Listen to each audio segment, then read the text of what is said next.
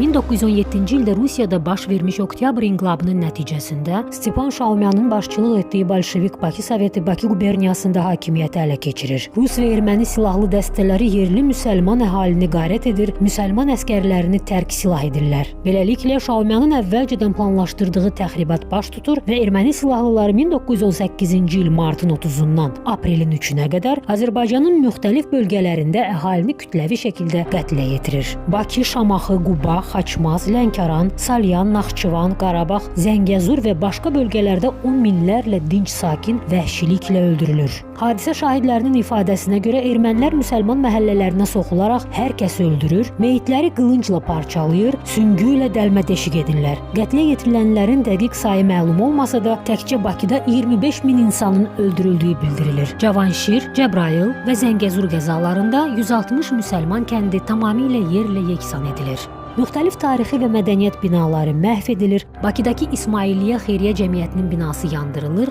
Təzəpir məscidinin minarəsi top gülləsi ilə dağıdılır.